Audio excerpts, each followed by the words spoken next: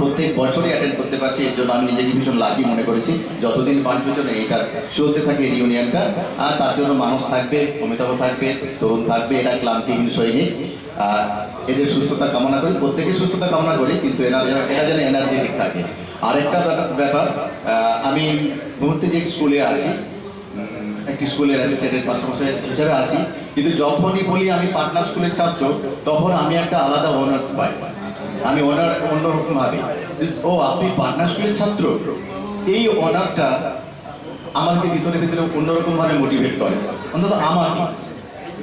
তো আজকে সকালে একটা ফোন পেয়েছিল, আমি তাকে বলেছি যে স্কুলে পড়তাম, সেই স্কুলের যে প্রধান শিক্ষক নির্মল চন্দ্র মাইতি, ওনার নামে একটা ট্রাস্ট হয়েছে।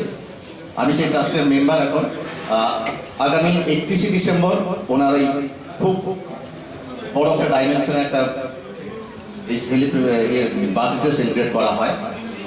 পশ্চিমবঙ্গে সব ভালো ভালো মানুষরা আসেন, আমি কয়েকদিন বলেছি চল যেতে পারলে ভালো। ওনার ছেলে বলেছেন, দেবদুলাল তোমার সঙ্গে তো একটা আলাদা সম্পর্ক আছে, তুমি অন্তত মেসেজটা দাও, তোমরা আমার বাবার নামে যে, আমি একটু কথা বলি, যে স্কুলে পড়েছিলাম সেই স্কুলের যে ট্র্যাজেডিটা, এখন আমার থেকে হয়তো যেমন বন্ধু পাঠক, ওর নাম দেবদুলাল, আমরা দুজন অভিন্ন হৃদয়, কি জানি এখন হৃদয়টা ভিন্ন কিনে জানি না, তো ছিলাম। সেই স্কুলটা এখন খুব ট্র্যাজিক অবস্থায় গেছে। আমার নির্মল মাইতি যে মানুষটার জন্য আমরা এত গর্বিত, তারাই সেই স্কুলটাতে যেতে পারেননি। এখন বলছে দেবদুলাল তোমার যে বন্ধু বান্ধবরা আছো, ঠিক আজকে আরো একটা এরকম রিউনিয়ন হচ্ছে স্কুলের পাশে, যে তোমাদের দুটো গ্রুপকেই বলছি তোমরা বাবার নামে যে কলেজটা, সেই কলেজটার ভালো মন্দের সঙ্গে তোমরা যুক্ত হও। আমাদের ঠিক আছে, আপনি ফোন করবেন, আমি মেসেজটা এখানে কনভে করে দেবো, উনি একটু পরে ফোন করবেন হয়তো।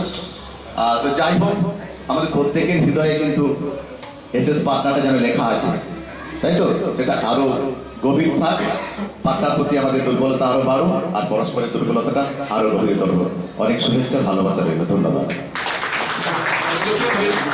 ভেজিটেরিয়ান ছিলেন, আর হাঁড়ি চুরি করে সেখানে মাংস রান্না করা, এসবগুলো আমার এখন এই বয়সে এসে মনে করতে অনেক কিছু হয়ে যায়। আমি নীলরতন সেন, বাড়ি পরমানন্দপুর, বর্তমানে কাঁচাবাড়ি একটা আমার ইটের দোকান আছে। কিসের দোকান? ইট